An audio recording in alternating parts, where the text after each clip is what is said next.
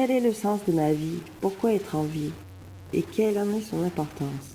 Je tournais seule et désabusée dans la ville, me posant éternellement ces mêmes questions, avec un mal-être indéfinissable. Les pas me conduisirent malgré moi dans la librairie la plus proche. Comme dans un refuge, je me laissais envahir par l'odeur réconfortante des livres et par leur écriture mystérieuse. Intriguée par la couverture de l'un d'entre eux, à l'illustration mystique, je me plongeais dans sa lecture. Tout un univers prit forme sous mes yeux. La terre était ravagée tantôt par les tempêtes, tantôt par la sécheresse. À cause du réchauffement inattendu de la planète, il y régnait une ambiance sinistre. Un sage émergea du récit, le regard vide, une lettre à la main. Son histoire passée y était révélée. Dans ce paysage de sable, de pierres et de ruines, la lumière était comme gelée, fantomatique, implacablement privée de vie. Dans ce décor désertique, mes pensées se brouillèrent, je voulais en comprendre le sens. Pourquoi cette situation, ce vide, cette absence de chaleur humaine me perturbait autant? Moi, qui croyais au partage, au bien et à l'amour, aucun message d'espoir ne semblait être suggéré. Le sage était le seul survivant visible. Il était né sur la terre, puis aussitôt abandonné. Il fut recueilli par un homme à la peau noire, lui-même arraché à jamais de son village. Le sage se tenait allongé et immobile au milieu des ruines de son ancien village, en fait. Celui de son peuple totalement détruit. Les toits s'étaient effondrés et les planches usées semblaient barrer l'entrée. Le jour déclinait. Sur la terre, qui tenait de base, il était écrit « Voici ce qui advint de mon merveilleux antique village ». Son manteau était étendu au sol et il s'était allongé dessus. Il avait rédigé une lettre pour les autres survivants, s'il y en avait, pour qu'ils sachent la vérité sur ce qui s'était passé et en tirer une leçon pour leur futur. Dans ce village plein de solidarité humaine, était à ce jour délabré et sans valeur ni intérêt. Et il y vivait autrefois ma famille et mon peuple, les humains.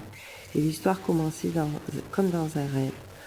Dans une époque ancienne vivaient 3 peuples. Ils vivaient en harmonie et étaient irrémédiablement liés, ce qui faisait la force et leur pérennité.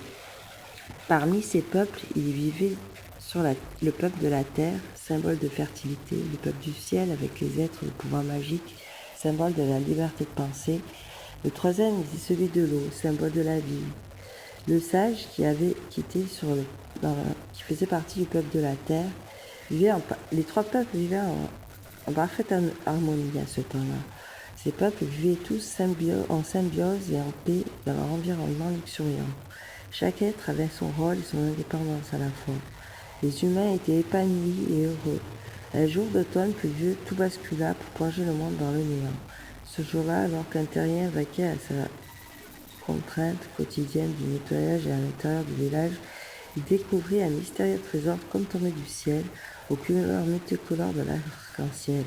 En effet, cette trouvaille lui parut riche et de grande valeur. Il décida de la garder secrète, de l'enfuir au fond de la grotte méconnue la plus proche du village, dans la forêt.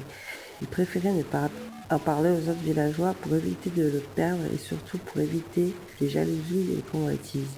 Souvent, lors des cercles de parleurs organisés par le sage, était évoquée celle d'un peuple lointain qui vivait dans le ciel. Ce récit, ces croyances des peuples différés devint